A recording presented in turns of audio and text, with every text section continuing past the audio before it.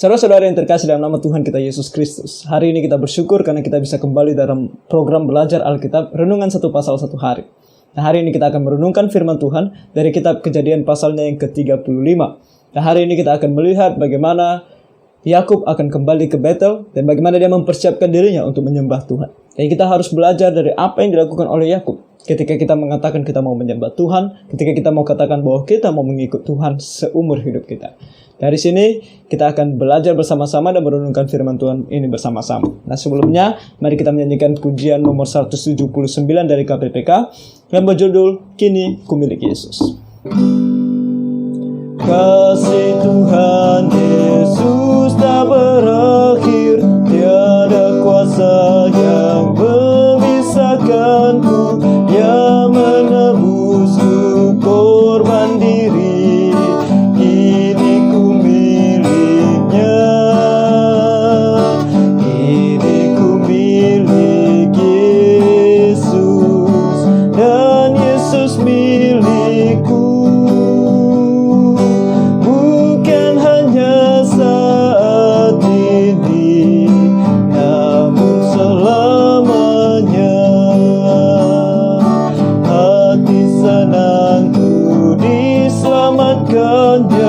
Dahulu budak, kini ku bebas, ya tebusku dengan darahnya, kini ku miliknya, kini ku milik Yesus, dan Yesus milikku. Bukan hanya saat ini, namun selamanya. Setelah percaya kepada Tuhan Yesus, tentu kita adalah miliknya Tuhan Yesus. Bukan hanya saat ini, tetapi selamanya sampai kita bertemu dengan Dia di sorga nanti. Nah, hari ini kita akan merenungkan firman Tuhan dari Kejadian pasalnya yang ke-35.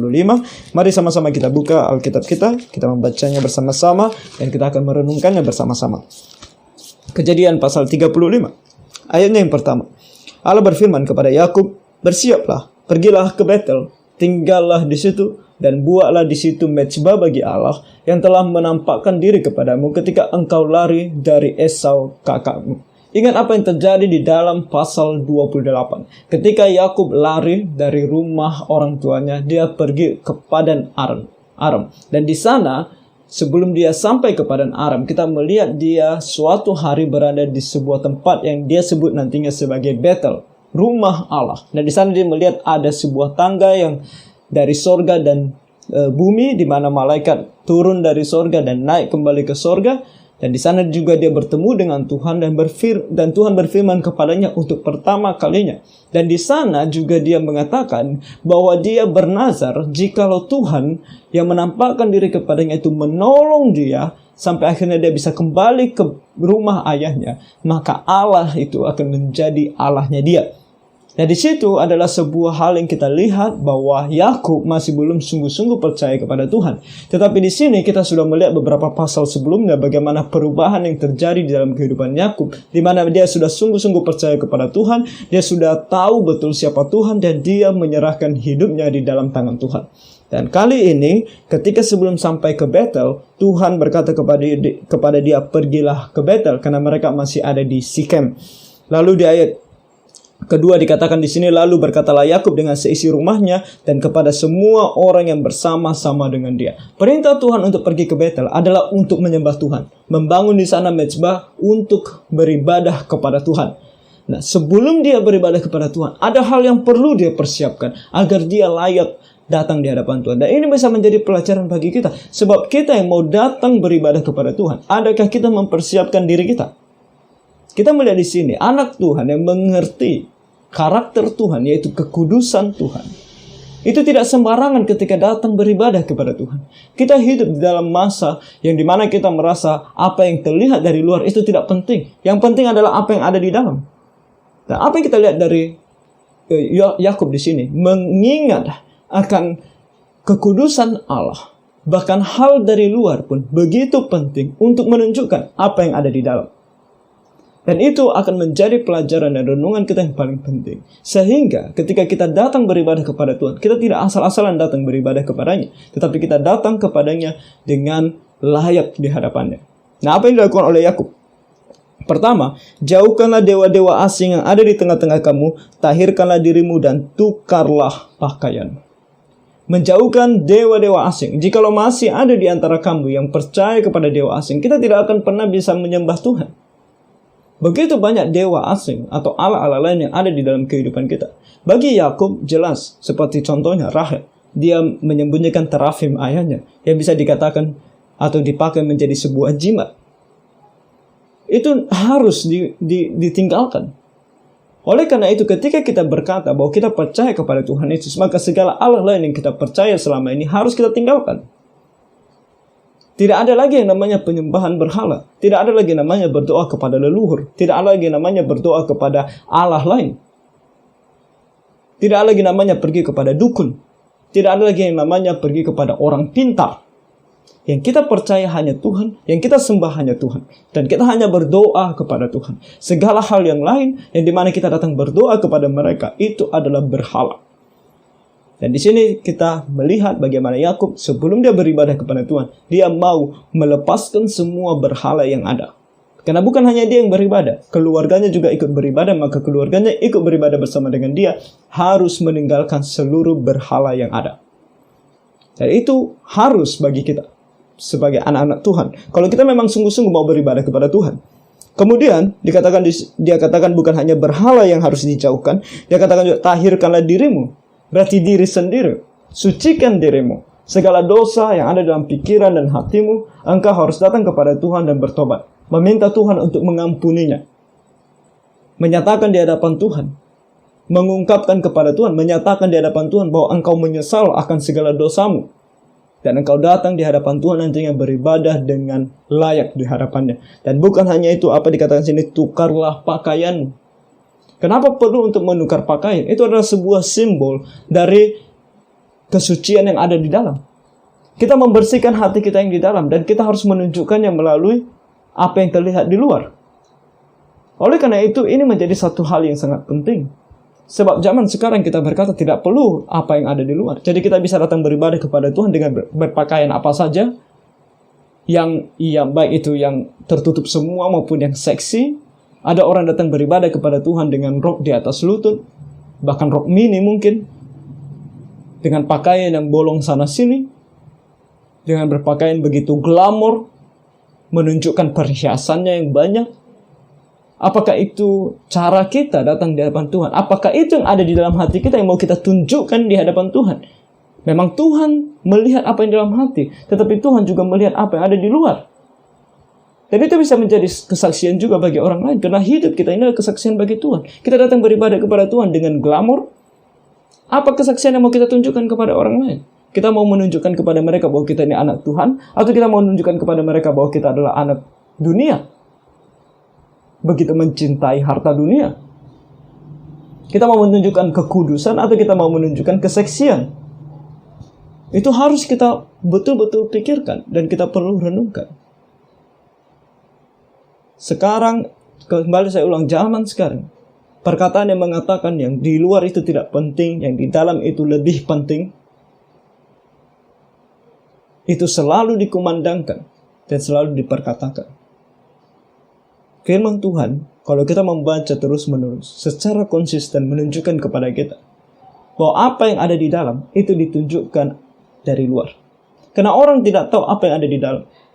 Tetapi yang di luar yang dilihat orang. Dan yang di luar itu menggambarkan apa yang ada di dalam. Oleh karena itu, biarlah kita memperhatikan hal ini. Yakub mengerti akan hal ini. Dia mengerti akan karakter Tuhan. Dan bukan hanya melihat apa yang ada di dalam, tetapi juga gestur dari luar. Oleh karena itu, gestur ketika kita menyembah Tuhan juga penting. Bagaimana mungkin kita bilang kepada Tuhan, Tuhan, aku datang kepadamu dengan rasa hormat. Tetapi gestur kita tidak menunjukkan rasa hormat. Kita datang kepada orang tua, kita bilang sama orang tua, Tuhan, papa, mama, aku menghormati kalian. Tetapi ketika kita mengatakan itu, kita sambil memegang kepala mereka. Apakah itu cara kita menunjukkan kehormatan kita kepada orang tua kita? Dan apakah orang tua kita percaya bahwa kita begitu menghormati mereka? Tentu berbeda orang tua kita dengan Tuhan. Tuhan tahu apa yang ada dalam hati kita. Tetapi gestur kita tidak menunjukkan kesungguhan dari apa yang ada di dalam hati kita. Dan Tuhan tidak menginginkan hal itu. Tuhan mau apa yang ada di dalam sesuai dengan apa yang ada di luar. Apa yang ada di luar sesuai dengan apa yang ada di dalam. Di sini di ayatnya yang ketiga dikatakan, marilah kita bersiap dan pergi ke Betel. Bersiap untuk beribadah kepada Tuhan. Itu bukan satu hal yang dilakukan dengan sembarang. Apalagi saat ini kita sedang PSBB dan kita hanya bisa beribadah di rumah masing-masing. Kalau kita mungkin pergi ke gereja, mungkin kita mandi, kita bersiap, kita berpakaian dengan rapi. Tetapi kalau di rumah, bagaimana kita beribadah kepada Tuhan? Adakah kita betul-betul mempersiapkan diri kita? Adakah kita berpakaian dengan rapi di hadapan Tuhan? Apakah kita merasa di gereja berbeda dengan di rumah? Bukankah yang kita sembah juga sama? Allah yang sama. Saat ini Tuhan mengizinkan kita untuk beribadah di rumah, bukan berarti kita meninggalkan segala sesuatu yang penting untuk beribadah. Adakah kita berdoa? Adakah kita mempersiapkan hati dan pikiran kita? Mari kita memandang ibadah sebagai satu hal yang sangat-sangat serius. Kalau kita mau bertemu dengan seorang yang memiliki kedudukan yang sangat tinggi, contohnya seorang presiden, mungkinkah kita bertemu dengan dia dengan cara yang tidak sopan, dengan pakaian yang tidak sopan? Kita akan mengenakan pakaian yang terbaik, menunjukkan rasa hormat kita kepada dia. Kecuali kalau kita orang yang tidak tahu budaya, orang yang tidak tahu menghormati orang lain. Dan itu akan membuat orang yang melihat kita akan merasa kita tidak menghormati mereka. Demikian juga apalagi kepada Tuhan. Raja di atas segala raja, yang kedudukannya lebih tinggi dari siapapun yang paling tinggi di dalam dunia ini. Bukankah kita harus datang kepadanya dengan begitu mempersiapkan diri, sehingga kita tidak akan dituduh tidak menghormati dia. Bersiaplah, kita akan pergi ke Betel. Aku akan membuat mezbah di situ bagi Allah yang telah menjawab aku pada masa kesesakanku dan yang telah menyertai aku di jalan yang kutempuh. Kali ini dia bukan lagi berkata seperti ketika dia pertama kali tiba di Betel, waktu dia pergi dari rumah orang tuanya. Sekarang dia mengenal siapa Allah yang mau dia sembah. Dia adalah Allah yang begitu baik kepadaku, yang menyertai aku. Ini adalah simbol atau perkataan iman daripada Yakub. Setiap kita yang beriman kepada Tuhan, kita harus mempersiapkan diri kita dengan benar untuk menghadap Tuhan. Dan kita juga harus mengenal siapa Tuhan yang mau kita sembah. Percuma kita katakan kita orang Kristen, tetapi kita tidak tahu siapa itu Tuhan Yesus. Orang bertanya kepada kita, siapa itu Tuhan Yesus? Apa yang sudah dia lakukan? Apa yang dia perintahkan? Apa karakternya? Kalau kita tidak tahu, lalu bagaimana kita menyebutkan diri kita orang Kristen? Oleh karena itu kita harus belajar firman Tuhan, supaya kita tahu siapa Tuhan kita. Dan dalam setiap hari kita berjalan dekat kepadanya, sehingga kita bisa merasakan kehadirannya. Dan ketika kita merasakan kehadirannya, kita akan melihat tangannya, tuntunannya, pimpinannya, pertolongannya. Segala sesuatu yang dilakukan dalam hidup kita, kita akan merasakannya. Orang berkata, di manakah Tuhan? Bagaimana aku bisa merasakan Tuhan? Bagaimana kamu bisa merasakan Tuhan kalau kamu sendiri tidak mau merasakannya? Bergantung, bersandar kepadanya, berdoa kepadanya. Ingat, dia selalu lakukan sesuai dengan firman, maka kamu akan merasakan kehadirannya. Dan Yakub merasakannya. Bagaimana Tuhan memimpin dia. Dan kemudian di ayat 4, mereka menyerahkan kepada Yakub segala dewa asing yang dipunyai mereka dan anting-anting yang ada pada telinga mereka. Lalu Yakub menanamnya di bawah pohon besar yang dekat Sikem. Sesudah itu berangkatlah mereka, dan kedahsyatan yang dari Allah meliputi kota-kota sekeliling mereka, sehingga anak-anak Yakub tidak dikejar. Ini adalah pertolongan Tuhan kepada mereka. Ingat apa yang sudah mereka lakukan kepada orang Sikem. Dan Tuhan yang membuat orang-orang di sekitar mereka takut akan mereka. Ayat 5 tadi saya ulangi. Sesudah itu berangkatlah mereka, dan kedahsyatan yang dari Allah meliputi kota-kota sekeliling mereka, sehingga anak-anak Yakub tidak dikejar. Dengan kuasanya yang begitu luar biasa, Tuhan membuat orang-orang ini takut, sehingga mereka tidak pergi mengejar Yakub dan anak-anaknya. Ini kembali pertolongan Tuhan. Yakub begitu dikasihi oleh Tuhan, karena Tuhan juga memiliki rencana di dalam hidup Yakub dan anak-anaknya. Dan ini sekali lagi bukan berarti bahwa karena kita dikasihi oleh Tuhan, karena kita anak-anaknya Tuhan, karena kita dipilih oleh Tuhan untuk melakukan sesuatu di dalam dunia ini, panggilan kita, pelayanan kita yang sesuai dengan kehendaknya, maka kita bebas melakukan apa saja yang kita mau. Tidak demikian. Apa yang dilakukan oleh Tuhan ini semata-mata anugerah daripada Tuhan. Dan kita melihat nanti, bukan Tuhan tidak menghukum mereka. Tuhan akan menghukum mereka. Simeon dan Lewi yang berinisiatif, yang menjadi otak dalang dari kejadian ini, mereka akan dihukum dengan kutukan daripada Yakub sendiri. Mereka akan tetap dihukum. Tetapi rencana Tuhan untuk membangkitkan sebuah bangsa yang disebut sebagai Israel itu tidak boleh gagal. Oleh karena itu mereka tidak boleh mati. Karena kalau bangsa-bangsa lain ini pergi dan berperang melawan mereka, pastilah mereka kalah. Karena mereka hanya satu keluarga. Sedangkan kota-kota lain ini, mereka memiliki tentara. Mereka adalah bangsa. Ayat ke-6. Lalu sampailah Yakub ke Luz yang di tanah Kanaan, yaitu Betel. Ia dan semua orang yang bersama-sama dengan dia, didirikannya lah mezbah di situ dan dinamainya lah tempat itu El Betel, karena Allah telah menyatakan diri kepadanya di situ ketika ia lari terhadap kakaknya. Ketika Deborah, inang pengasuh Ribka, mati, dikuburkanlah ia di sebelah hilir Betel di bawah pohon besar yang dinamai orang pohon besar penangisan. Nah, di sini ada kisah yang diselipkan, yaitu tentang Deborah, inang pengasuhnya Ribka, yang meninggal dan dikuburkan di sana, yaitu di Betel ini. Nah, yang menarik adalah ketika dikatakan di ayat 7, ketika Yakub mendirikan mezbah di sana, dia menyebutnya sebagai El Betel. Betel sendiri artinya rumah Allah. El Betel artinya Allah, rumah Allah. Kenapa Yakub memberikan nama ini? Dia mau menekankan bahwa kalau dulu aku menyebutnya rumah Allah, dan itu aku menyebutnya ketika aku belum sungguh-sungguh percaya kepada Tuhan. Tapi sekarang aku menambahkan lagi nama Allah di sana. Sekarang aku betul-betul dan sungguh-sungguh sudah percaya kepada Allah. Jadi kalau dulu yang kusebut sebagai Betel itu rumah Allah, Allah itu belum aku kenal secara pribadi. Tetapi Allah ini sekarang aku kenal secara pribadi. Aku sudah sungguh-sungguh percaya kepadanya dan aku merasakan kehadirannya, pertolongannya, pimpinannya di dalam hidupku. Dan aku telah selamat di dalam dia. Itu dikatakan oleh Yakub. Dan di ayat 9, setelah Yakub datang dari Padan Aram, maka Allah menampakkan diri pula kepadanya dan memberkati dia. Jadi ini adalah cerita bagaimana Tuhan datang kepada dia dan kemudian memberkati dia. Tuhan berkata di ayat 10, firman Allah kepadanya, namamu Yakub. Dari sekarang namamu bukan lagi Yakub, melainkan Israel, itulah yang akan menjadi namamu. Ingat, untuk pertama kalinya Tuhan menyebut atau mengganti nama Yakub sebagai Israel, yaitu di pasal 32. Pasal 32 tepatnya di ayat yang ke-28. Di sana hal ini terjadi. Dan di sana juga maka Allah menamai dia Israel. Lagi firman Allah kepadanya, akulah Allah yang maha kuasa, beranak cuculah dan bertambah banyak. Satu bangsa, bahkan sekumpulan bangsa-bangsa akan terjadi daripadamu, dan raja-raja akan berasal daripadamu. Dan negeri ini yang telah kuberikan kepada Abraham dan kepada Ishak akan kuberikan kepadamu dan juga kepada keturunanmu. Nah, kita melihat di sini sebuah yang kita sebut sebagai progressive revelation atau pewahyuan yang berkelanjutan. Pewahyuan daripada Tuhan itu tidak langsung dia berikan seluruhnya, tetapi dia berikan tahap demi tahap, berkelanjutan. Jadi kepada Abraham, yang dia sebutkan kepada Abraham adalah engkau dan keturunanmu. Ishak juga demikian, engkau dan keturunanmu. Sekarang dia lebih spesifik, yaitu Israel.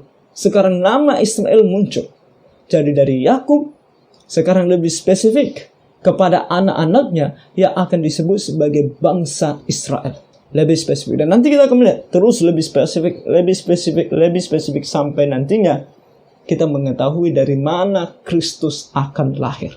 Dan di sini ditambahkan, kalau biasanya kepada Abraham dan Ishak, Tuhan hanya menyebutkan tentang mereka akan bertambah banyak, keturunan mereka akan bertambah banyak, dan akan lahir bangsa yang besar. Tapi di sini kepada Yakub dikatakan akan terjadi daripadamu dan raja-raja akan berasal daripada. Akan banyak raja yang lahir daripada keturunan Yakub.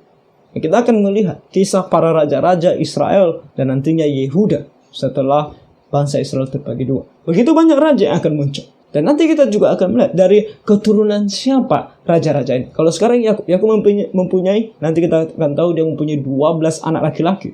Lalu dari keturunan siapa raja-raja akan lahir? Nanti kita akan lihat. Makanya kita terus belajar firman Tuhan ini. Nah, ini adalah yang kita sebut sebagai pewahyuan Allah yang berkelanjutan. Dan Tuhan akan memenuhi apa yang sudah dia wahyukan, apa yang sudah dia nubuatkan satu persatu tanpa kegagalan. Dan kita akan melihat betapa Tuhan yang mewahyukan Alkitab ini sungguh adalah Allah. Dan bagaimana firman Tuhan ini sungguh-sungguh firman Tuhan. Karena apa yang dituliskan di sini tidak pernah gagal terjadi. Meskipun itu dituliskan ratusan tahun sebelum kejadiannya terjadi. Di sini dikatakan di ayatnya yang ke-13. Lalu naiklah Allah meninggalkan Yakub dari tempat ia berfirman kepadanya. Kemudian Yakub mendirikan tugu di tempat itu, yakni tugu batu. Ia mempersembahkan korban curahan dan menuangkan minyak di atasnya. Yakub menamai tempat di mana Allah telah berfirman kepadanya Betel. Jadi dia sampai di sana, Dia kembali menyebut itu sebagai Betel. Tadi dia menyebutnya sebagai El Betel untuk menekankan. Tetapi dia tetap untuk dikenal semua orang, tempat itu dia sebut Betel.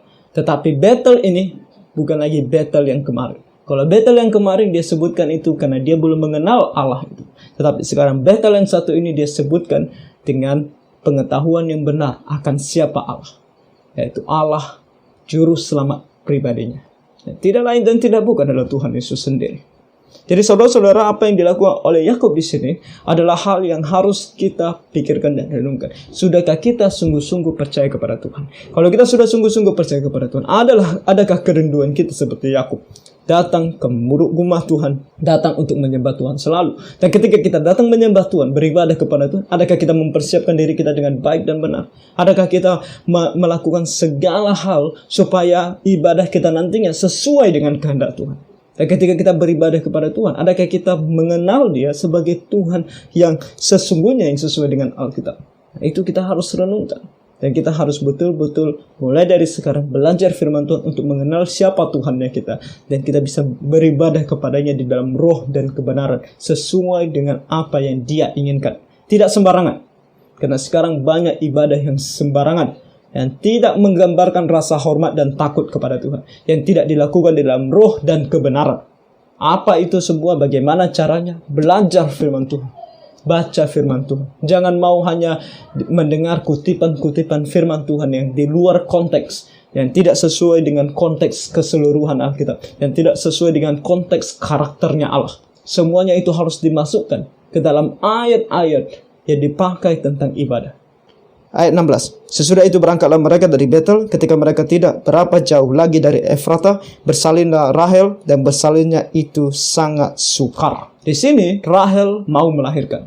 Sebelum sampai di Efrata. Efrata adalah kotanya Allah, atau yang nanti akan kita tahu disebut sebagai Bethlehem. Jadi apa yang terjadi di sini? Sebelum sampai di sana, ternyata Rahel mau bersalin, dan bersalinnya sangat susah. Ayat 17, sedang ia sangat sukar bersalin, berkatalah bidan kepadanya, janganlah takut, sekali ini pun anak laki-laki yang kau dapat. Dan ketika ia hendak menghembuskan nafas, sebab ia mati kemudian. Rahel meninggal sebelum sampai di kota Allah, Bethlehem, di Yerusalem. Sebelum sampai di sana, akhirnya dia nanti akan dikubur di sana. Dan sebelum dia meninggal, dia memberikan nama kepada anaknya yang terakhir ini. Anaknya yang pertama adalah Yusuf, dan ini anaknya yang kedua, yaitu dia menyebutnya sebagai Benoni. Benoni artinya anak laki-laki dalam kesengsaraanku, karena dia sangat sengsara ketika melahirkan anak ini. Dan dia meninggal dunia. Tetapi ayahnya menamainya Benyamin. Benyamin artinya anak laki-laki di tangan kanan. Artinya Yusuf memang begitu sayang kepada anak ini nantinya, di mana dia mau anak ini senantiasa selalu bersama dengan dia. Kita akan lihat itu di pasal-pasal berikutnya. Bagaimana Yakub tidak akan membiarkan Benyamin untuk pergi kemana-mana, melainkan tetap ada di sisinya sebagai anak terakhir daripadanya. Yakub mendirikan tugu di atas kuburnya. Itulah tugu kubur Rahel sampai sekarang.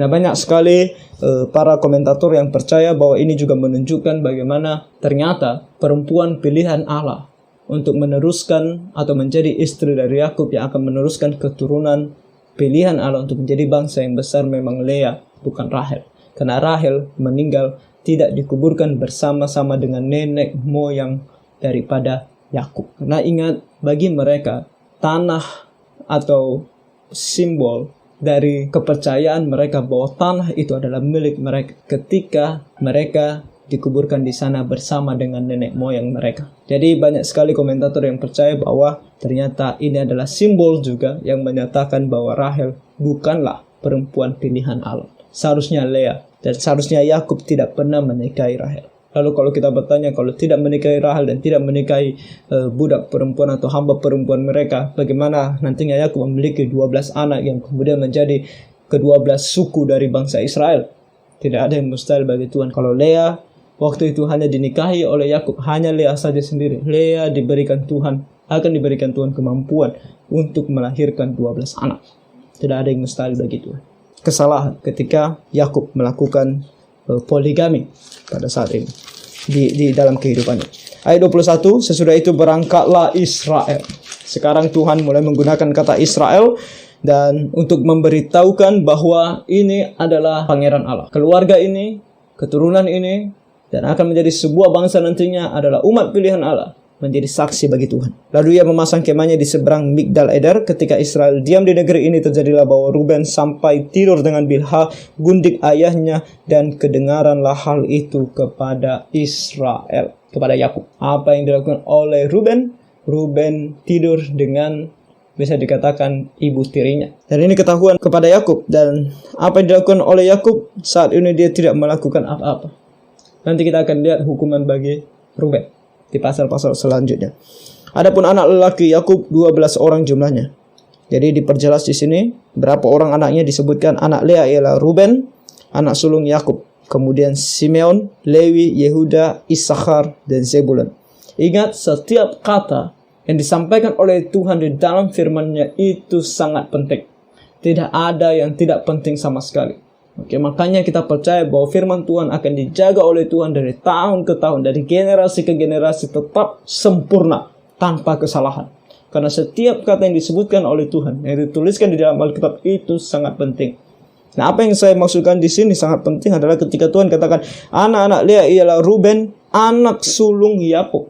Tuhan sengaja menambahkan ini, anak sulung Yakub. Karena banyak hal nanti terjadi yang berkaitan tentang Ruben sebagai anak sulung, bagaimana dia bertindak sebagai anak sulung, dan bagaimana nanti kesulungannya itu diambil alih oleh orang lain. Makanya sangat penting apa yang disampaikan oleh Tuhan di sini. Menekankan kepada kita siapa anak sulung sebenarnya. Tapi kenapa nanti dia seperti seolah bukan anak sulung. Makanya kita terus belajar firman Tuhan supaya kita tahu kenapa. Dan di sini dikatakan bahwa ada lagi anaknya, itu Simeon, Lewi, Yehuda, Isakhar, dan Zebulun. Itu anak-anak daripada Lea. Kemudian anak-anak daripada Rahel ialah Yusuf dan Benyamin. 2 orang anak laki-laki. Dan anak-anak dari Bilha, budak perempuan Rahel, ialah Dan serta Naftali, 2 anak laki-laki. Dan anak-anak Jilpa, budak perempuan Lea, ialah Gad dan Asher. Itulah anak-anak lelaki Yakub yang dilahirkan baginya di Padan Aram. Kembali, Dina tidak disebutkan sebagai anak perempuan. Kenapa? Karena tidak ada lagi kepentingan di mana Tuhan mau kita tahu tentang Dina. Jadi kembali saya ingatkan bahwa di sini yang dituliskan hanya nama anak laki-laki. Bukan berarti karena Tuhan tidak mengasihi anak-anak perempuan. Bukan. Dia menulis firman-Nya ada tujuannya. Dan tujuannya adalah untuk memberitahukan kepada kita sesuatu yang perlu kita ketahui. Anak-anak perempuan saya percaya dimiliki oleh Yakub. Tetapi tidak disebutkan. Karena tidak memiliki kepentingan di dalam menjalankan nantinya rencana Allah di sini. Okay? Jadi Tuhan fokus kepada apa yang dia ingin sampaikan kepada umatnya ketika membaca firman Tuhan. Ke-12 anak daripada Yakub sangat penting disebutkan. Karena mereka nantinya akan menjadi ke-12 kepala suku dari Israel. Dan ayat 27, lalu sampailah Yakub kepada Ishak ayahnya di Mamre dekat Kiryat Arba, itulah Hebron, tempat Abraham dan Ishak tinggal sebagai orang asing. Adapun umur Ishak 180 tahun. Lalu meninggallah Ishak, ia mati dan dikumpulkan kepada kaum leluhurnya, ia tua dan suntuk umur, maka Esau dan Yakub anak-anaknya itu menguburkan dia. Ternyata Ishak sempat melihat cucu-cucunya yang banyak daripada Yakub. Dia juga sempat melihat bagaimana Tuhan memimpin Yakub, bagaimana Tuhan menolong Yakub. Dan dia meninggal pada umur 180 tahun, yang berarti Esau dan juga Yakub berumur 120 tahun. Masa yang cukup lama hidup daripada Yakub, dan Esau dan Yakub anak-anaknya itu menguburkan dia. Jadi apa yang kita lihat di sini, yang paling penting adalah sikap daripada Yakub ketika dia datang kepada Tuhan untuk beribadah kepada Tuhan. Kini ku milik Yesus, itu kata Yakub. Berbeda. Kalau dulu aku datang ke Betel, aku tidak tahu siapa Tuhan. Aku tidak mempersiapkan apa-apa. Tapi sekarang, aku tahu siapa Tuhan yang kupercaya. Aku ini miliknya. Oleh karena itu ketika aku akan datang untuk menyembah dia, aku harus betul-betul mempersiapkan diriku. Sehingga ketika aku datang di hadapan dia, dia melihat bukan hanya hatiku. Dia melihat hatiku layak. Dia melihat pikiranku layak. Karena aku sudah bertobat, meminta pengampunan dari segala dosaku. Dia juga melihat apa yang terlihat dari luar, layak untuk datang di hadapannya. Begitu juga dengan kita. Apa yang terlihat di dalam hati dan pikiran kita harus sungguh-sungguh sudah percaya kepada Tuhan. Dan harus sungguh-sungguh sudah meminta Tuhan untuk mengampuni segala dosa kita. Dan kemudian, apa yang terlihat dari luar harus menunjukkan bahwa kita adalah anak Tuhan. bukan anak-anak sembarangan, bukan anak dunia, bukan anak-anak yang berbuat dosa, yang memancarkan dosa di hadapan semua orang. Itu harus menjadi hal yang paling penting saat ini bagi kita. Kita datang kepada Tuhan dengan layak di hadapan, sehingga ibadah kita boleh layak di hadapannya dan Dia terima untuk kemuliaan namanya, dan juga menjadi berkat sukacita bagi kita. Dalam kehidupan kita sehari-hari, hidup kita adalah ibadah bagi Tuhan. Kita mempersembahkan tubuh kita sebagai persembahan yang hidup bagi Tuhan. Bukan hanya ketika kita datang beribadah kepada Tuhan di gereja, tetapi hari demi hari, setiap harinya, setiap momen dalam hidup kita, kita juga beribadah kepada Tuhan. Oleh karena itu, kita harus selalu memperhatikan baik hati dan pikiran kita maupun penampilan kita. Jangan sampai ketika orang melihat kita, mereka melihat kita sebagai orang yang berdosa, bukan sebagai anak-anak Tuhan. Jadi kiranya Tuhan menolong kita agar tetap beribadah kepada Tuhan dan menjadi saksinya yang berkenan kepada-Nya. Tuhan memberkati.